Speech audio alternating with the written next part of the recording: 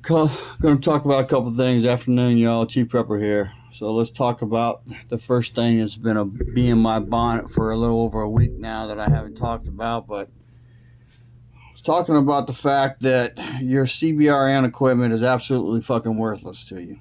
The suits and the masks, because most of you don't know how to put it on correctly. I have been trained, but it's been over 15 years since I've done it, maybe 20. There's an art to it. It is not something that you can just do.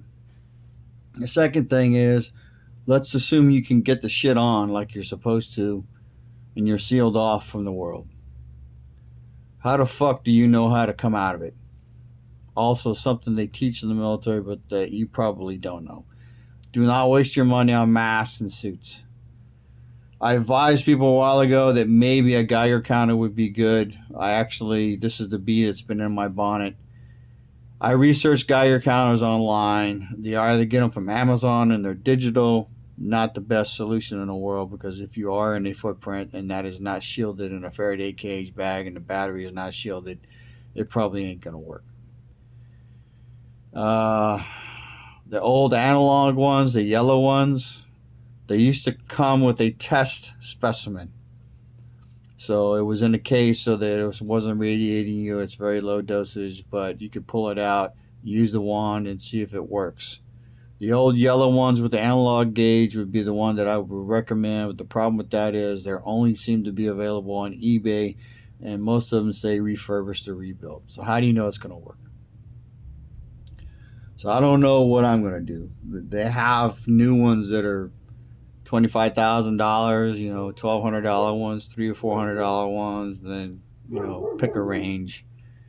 I do think it might be a good thing to have, and I would lean towards the analog ones, the old yellow ones with the handle and a little gauge, kind of like during Red Dawn where the thing was fucking beeping. Similar concept, but the other thing you got to do is learn how to use it. So keep that in mind.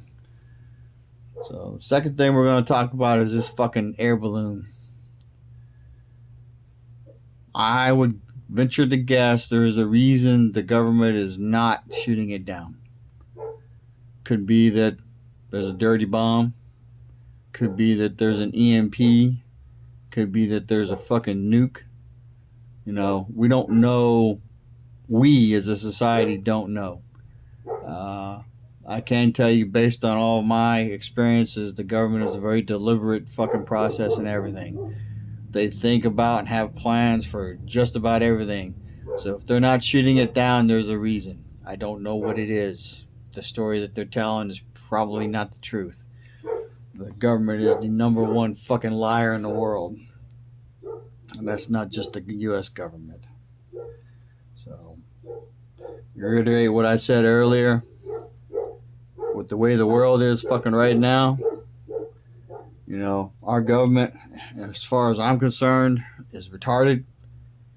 They keep fucking poking Putin. They keep crossing red lines. They keep saying, fuck you, you ain't gonna do nothing.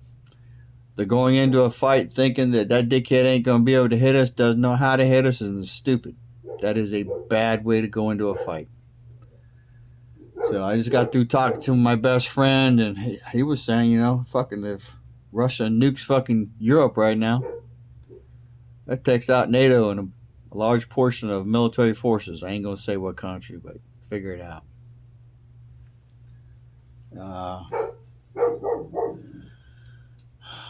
You're listening to New York Prepper. We don't have nothing to worry about because Russia's fucking retarded and their shit that don't work. If you listen to the Canadian Prepper, he says, oh my God, Russia will win, and that's what they think, and that's what they're going to do. Alaska Prepper from, Rudy, smart guy. I think he's half right. I don't think they want to use nukes on us, but I do think that an EMP is very possible. China's already demonstrated, float a fucking balloon across. Ain't nobody going to do nothing. So, you say, why EMP? Well, EMP knocks out the electricity, and eventually a bunch of people will die. If what the predictions I've heard are true, where 90% a year later will be gone and 10% are here, the 10% that are here and surviving will fucking fall on their knees and thank the Lord, China, and whoever comes in here with food, water, and electricity.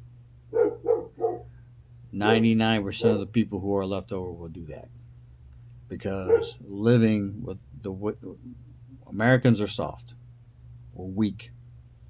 You know, it was down in the fucking 30s here for the last week or so. It'd be cold again tonight. You know, we ain't engineered to live in the woods no more. Not right now. You know, and it'll take quite a lot. Hell, buddy. Take quite a lot to fucking get that way again. You know, most people don't know how to sleep with their fucking boots on. Most people don't know how to sleep fully clothed. Most people don't know how to sleep not in a bed, or not some kind of cushy padding on the ground when they're sleeping in the woods. So, let alone finding water, filtering it because we can't drink it out of the creek no more, purifying it, making it safe to drink, going to the bathroom, making sure you wash your damn hands afterwards. Otherwise, people will get sick. People are going to die. That's just the way it is. So, I reiterate, take the time now while it's relatively peaceful, even though it's highly stressful. Do some things you enjoy. Here in a few hours, after I have supper with my wife, I'm going to a rod gathering. I'm going to hang out with some dudes and probably going to enjoy myself a little bit. And I'm going to come home and probably listen to YouTube or do some more prepping of some type. So, yeah, I would say that you need to step your fucking game up. You know, people say do one thing a day. I'd say do at least 2, maybe 3. So them fucking beans and rice I showed has been on my list of things to get done for the last 9 months. And I was telling my friend, I don't know if I was intimidated by the process or what.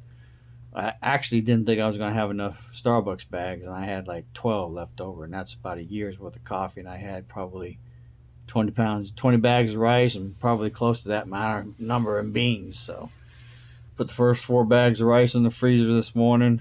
Sunday night I'll pull them out and swap out the bags.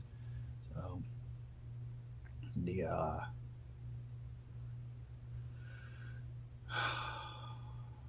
government has a war on meat. Make appropriate adjustments. That's all I can say. If you don't want to eat the shit that they're going to sell you in the store, you know that requires kind of all homesteading. That requires a place. You know, requires you to be able to butcher a cow, butcher a hog, butcher something, butcher a lot of things. So, you know, if you don't know how to do that, and you don't want to eat that shit in the store, you better fucking learn. And ladies, them fucking dudes you hanging around with in skinny pants, skinny fucking jeans, and penny loafers, and fucking pretty boys, you better find somebody else. Anyway, I'm kind of spun up right now, but remember what I say: information is knowledge and power. Chief Prepper out.